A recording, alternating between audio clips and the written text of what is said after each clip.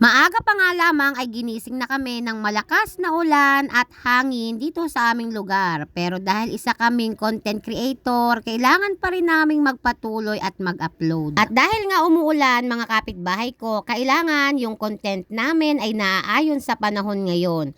Kaya naman, kanina ngang umaga ay gumawa na kami ng content ni Esteron Lolit. Hindi ko na nga inisip mga kapitbahay ko na kagagaling ko nga lamang sa sakit kasi kailangan natin magtrabaho. At kahit nga umuulan mga kapitbahay ko ay patuloy pa rin kami sa paggawa ng content. Sa mga oras na ito nga mga kapitbahay ko ay wala pang balita sa ayuda. Ayuda na naman yan. At yan nga yung mga ginawa namin eksena ngayong araw. At tingnan nyo mula kagabi nga mga kapitbahay ko ay wala nang hinto yung pag-ulan. Mabuti na nga lamang mga kapitbahay ko ay tumitigil pa naman din kahit papaano ang ulan kaya nakakadaloy pa ng maigi yung tubig. At hindi nga pinapasok ng tubig ang aming mga bahay. At hindi pa nga rin tayo maliligo dyan mga kapitbahay ko kahit nga nabasa na tayo ng ulan. Kasi nga magbibideo pa tayo at marami pa tayong gagawin ngayong araw. Ito nga yung pinakamahirap sa isang content creator mga kapitbahay ko kapag ganitong umuulan. Syempre mga kapitbahay ko, mahirap kapag umuulan, hindi kami makaisip ng magandang ideya. Kaya kailangan dahil umuulan yung mga content namin ay di umuulan.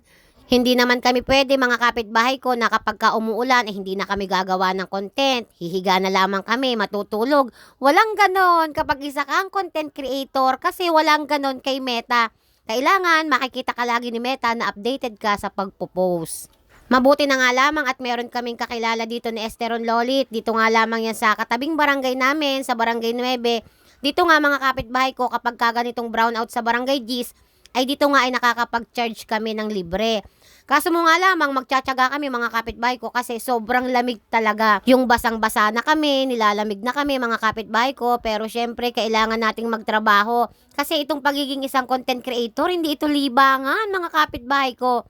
Kailangan nating magtrabaho dito kasi nga dito tayo sasahod.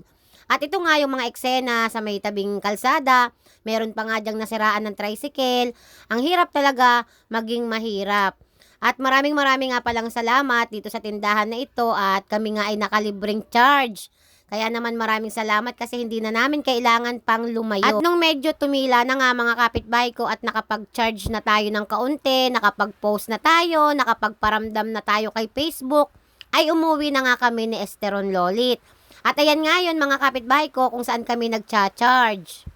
Minsan nga naiisip namin, napapag-usapan namin ni Esteron Lolit, hanggang kailan kaya kami dito kay Facebook? Kasi umulan, umaraw, uminit, bumagyo, lumakas ang hangin. Talagang kami lagi yung makikita na lagi kaming updated kay Facebook. At kahit nga tumila na mga kapitbahay ko ay ganito pa nga rin yung sitwasyon dito sa aming lugar. Hindi pa nga humuhupa yung tubig kasi nga mula pa nga kagabi umuulan na kaya medyo nahihirapan ng dumalo yung tubig. Kaya naman hanggang dito na lamang ang aking video mga kapitbahay ko. Ito yung updated sa aming lugar dito. Sana naman may dumating ng biyaya. Salamat!